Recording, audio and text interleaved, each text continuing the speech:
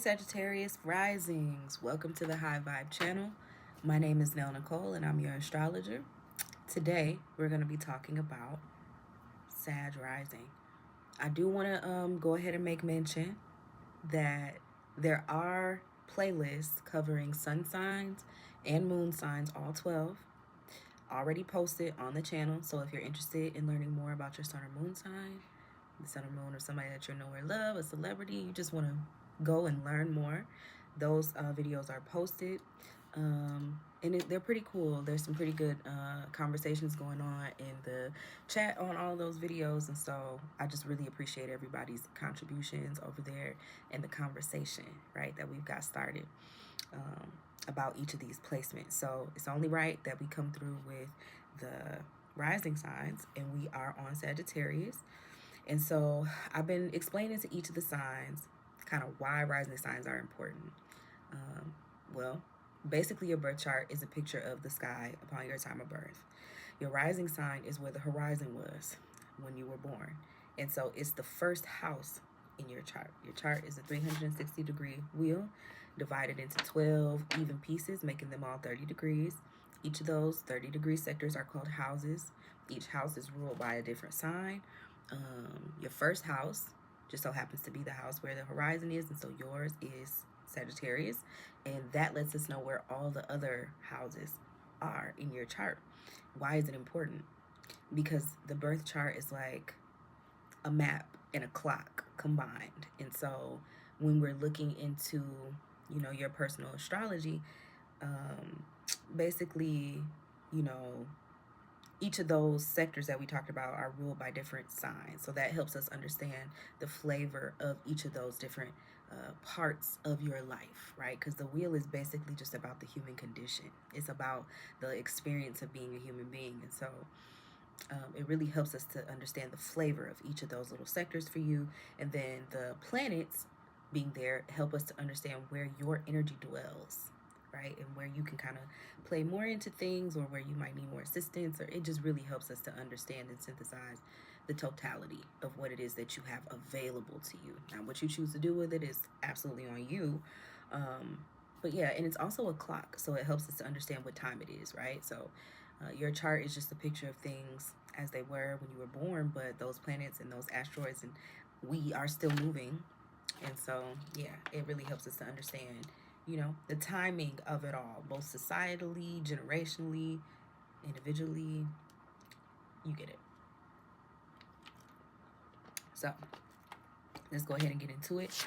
In today's reading, we're just going to talk about the four most influential angles in your chart, right? Yeah, I always get it mixed up. Angles, or yeah, angles. First house, fourth house, 7th house, and 10th house. And we'll talk about what each of them represent as we get to them. And we're going to start with the first. So the first house is all about your personality. First house is like how you come off to people. It's your first impression. It's if, you know, the chart was a house, first house would be your door, your front door, your landscape. It's the flavor, right? To help people understand what type of situation am I getting myself into. Sagittarius being here, Sagittarius is ruled by Jupiter. Jupiter is the planet of expansion. Sagittarius being here gives a very expansive type of personality. The type of personality that can take up a whole room, you know? Exuberant, very, dare I say, flashy, you know? And even if it's the most reserved type of person, the banter, the personality, the things that they say, it's going to be very shocking. Y'all are some very energetic type of people, which is very charged people who know how to kind of hop in and out of social situations in order to do whatever the mission at hand is, to be honest. You know, there's always a mission at hand.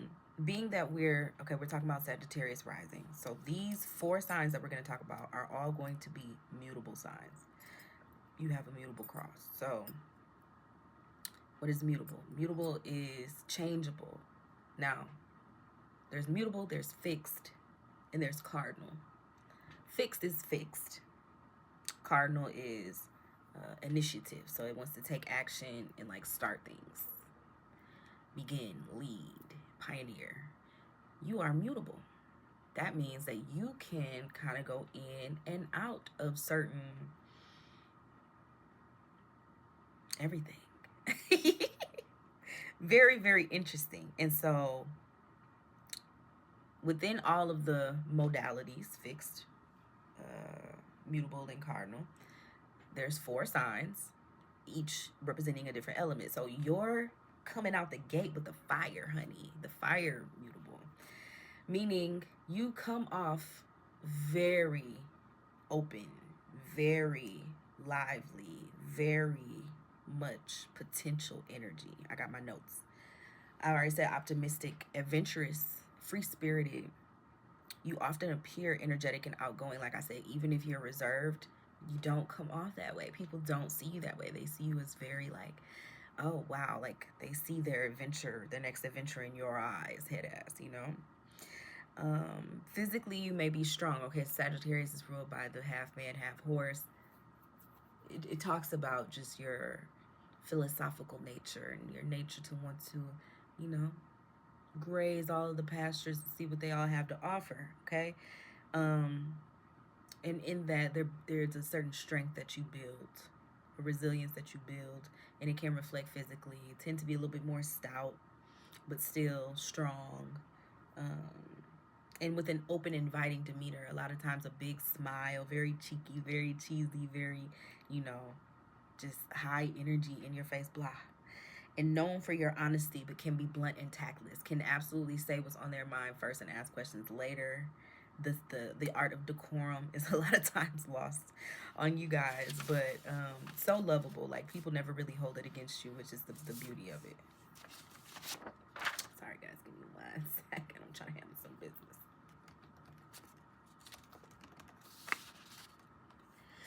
Okay, 4th house. So getting into the 4th house, we're talking about how your mind is set up, early childhood experiences, just the foundation of your understanding of this world, of yourself, right? How you were parented, how you parent others, how you parent yourself, okay? So yours is in Pisces. So again, it lends to this sort of wide-eyed sort of being. There's this understanding that things are ever changing, that there needs to be a sense of adaptability within the mental, within the how you live, just the philosophies of life that you know, subscribe to. I have here early home life may have been dreamy, chaotic, or significantly or spiritually significant. So yeah, there's a sense of heavy faith. Like the Pisces energy is very much where we go to find our faith. It's where we have a sense of understanding of what there is that cannot be seen. Excuse me, y'all, I'm a little cold. But what is that cannot be seen. And so you just have this understanding and this intrinsic, like these rose-colored glasses on. Excuse me, on my eyeball. These rose-colored glasses on when it comes to like life, to where it lends to your optimism, because Sagittarius is known to be super duper optimistic, and that can come off in your rising sign as well, right? But it might be because that's how your mind is kind of set up because of early childhood family dynamics. They may have involved escapism, idealism, or emotional fluidity. There could have been drug usage, alcohol usage. You know, there could have been. I'm so sorry, y'all.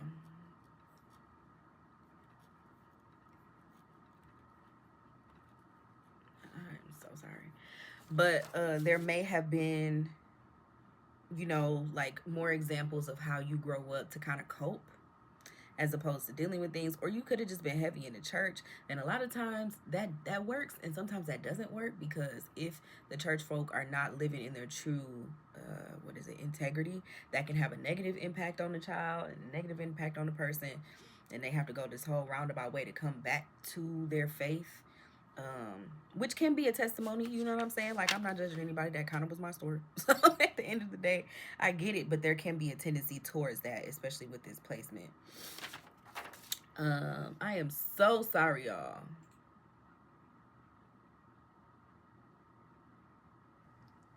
I don't know.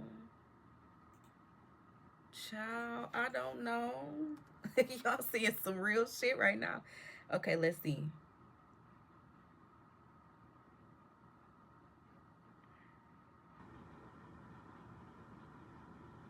I'm finna put exactly what they put to me and see what they say. See, this is what I'm talking about right here.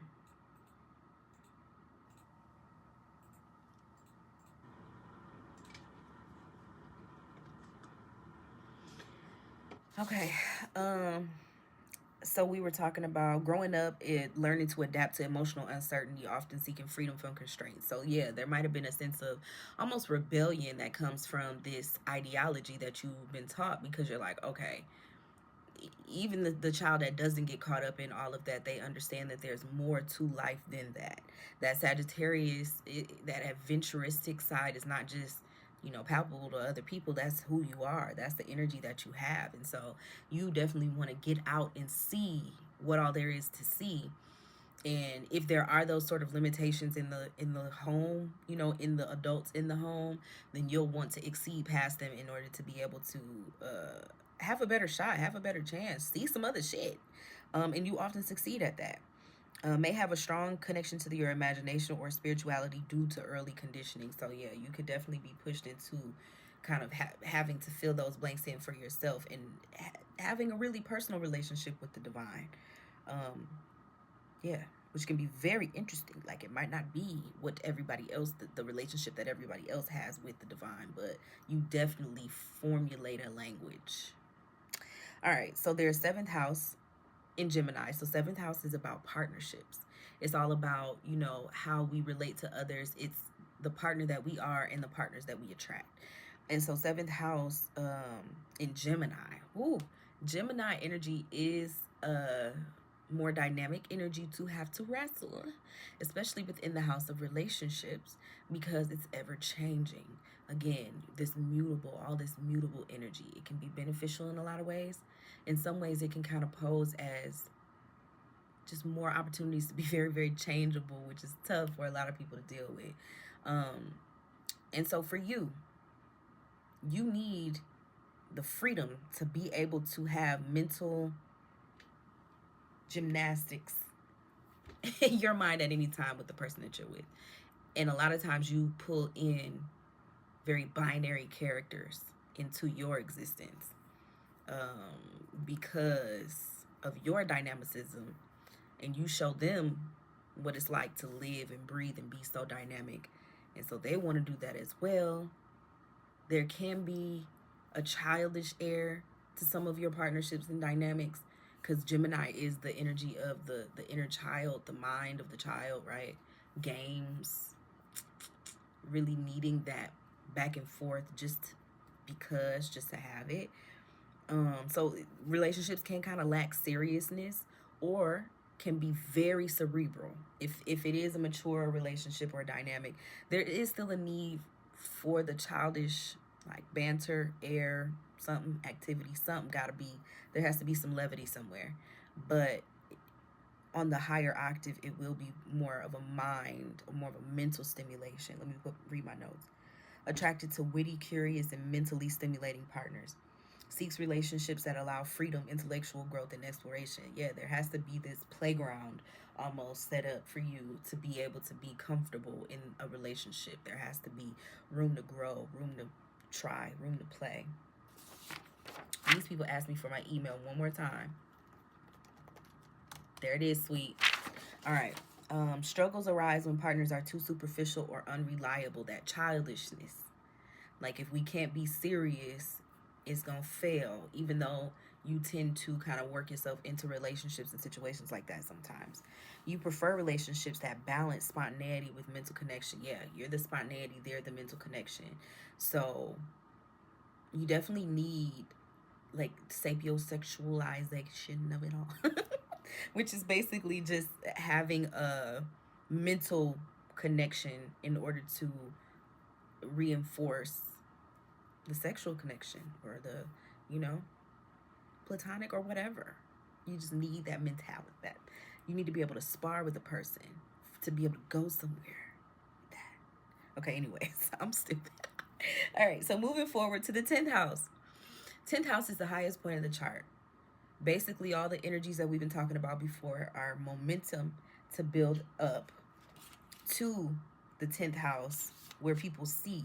It's like where our career is, where our reputation is. All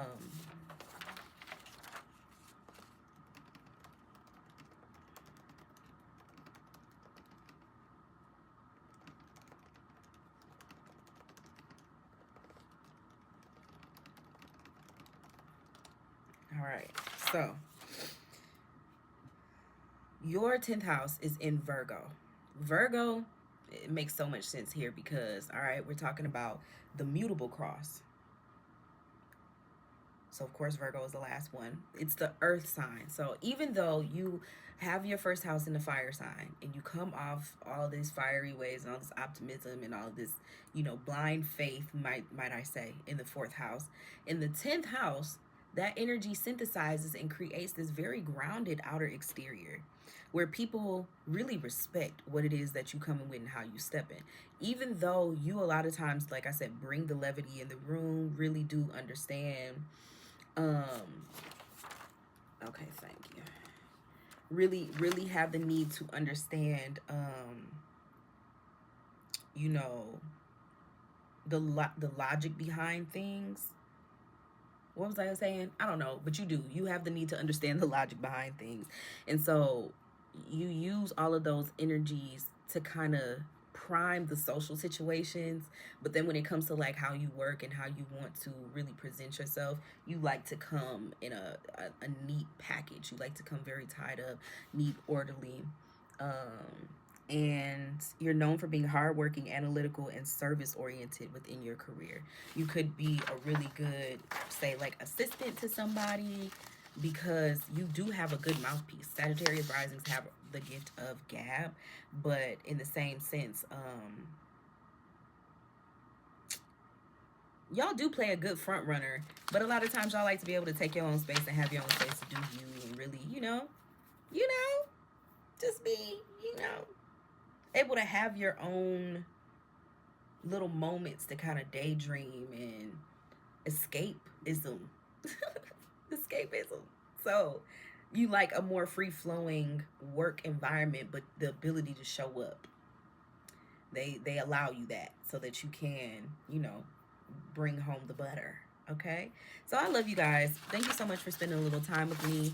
Please make sure to like this video, share this video with somebody that you think needs to know a little bit more about a Sagittarius rising, and make sure that you guys leave some comments down below. Let me know if I got it right.